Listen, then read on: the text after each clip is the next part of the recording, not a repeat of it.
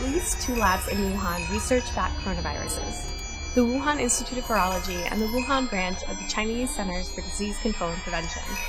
They have become the focal point of suspicion, not only because of the work that they do, but because of their location. Both are close to the market. The Wuhan Institute of Virology is about 8 miles away, and the Wuhan branch of the Chinese Centers for Disease Control and Prevention is just 300 yards. Safety concerns about both labs have come up in recent years. For instance, in this video, we see one of the scientists from the Wuhan Center for Disease Controls and Prevention doing research on coronaviruses in bats while not wearing protective gear. But regardless if researchers are in the field or in the lab, most bat coronaviruses scientists have identified aren't dangerous to humans.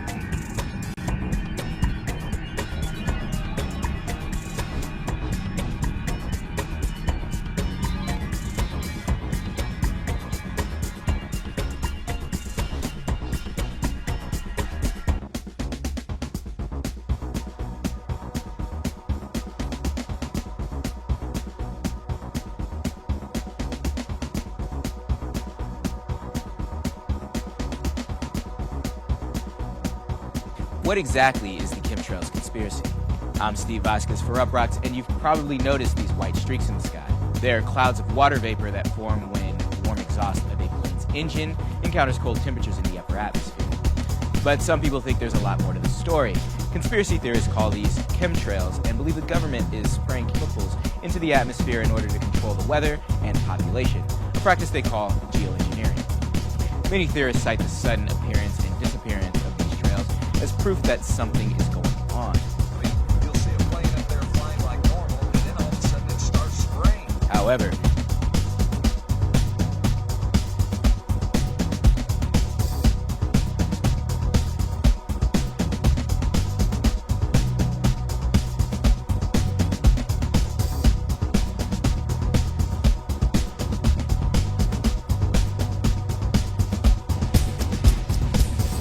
This is the Wuhan Seafood Market. On January 1st, it was shut down.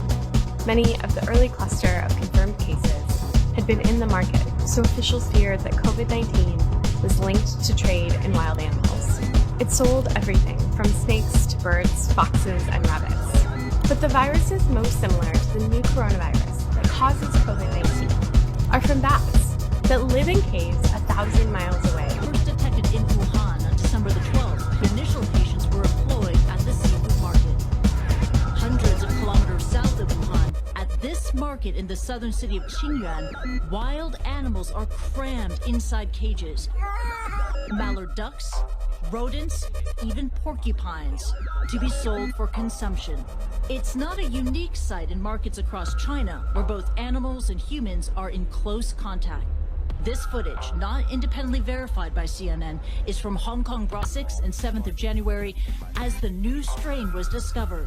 No indications any disease is lurking here, but according to the World Health Organization, scenes like this point to the potential risk of a new virus spreading. These animals, we don't know their history. We don't know what kind of pathogens or viruses that they are having in their body.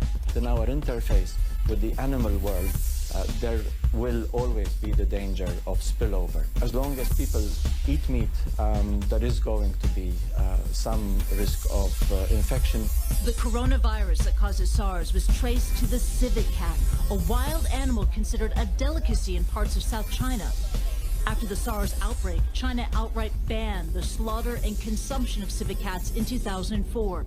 Local authorities in both Wuhan and Qingyuan tell CNN they don't know anything about the sale of illegal animals at such markets, and there are no open investigations.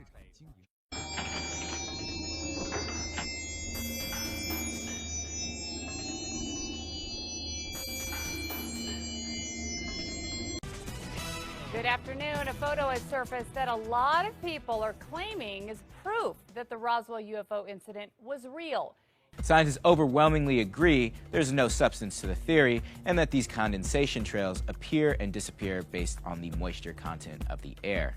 Because the atmosphere is fairly dry, the streak is shorter and it disappears. But believers say the theory explains a lot, like increases in violence, and followers even include celebrities like Prince, who spoke about the theory in a 2009 interview. You know, when I was a kid, I used to see these trails in the sky all the time, and so that's cool. A jet just went over. It's a picture of an alien-type creature, and they claim it was taken in 1947 in Roswell. Who better to check it out than our Roswell reporter, Cheyenne Cope. She hit the UFO Museum to see what people there think. Cheyenne. Well, Kim, the picture definitely has people talking at the UFO Museum. It's one of the first things you hear when you mention Roswell. Aliens. And people come from all over the country to see them. I'm a firm believer in aliens. Well, this week, a never-before-seen picture was released that some people believe is more proof that a UFO did crash here back in 1947.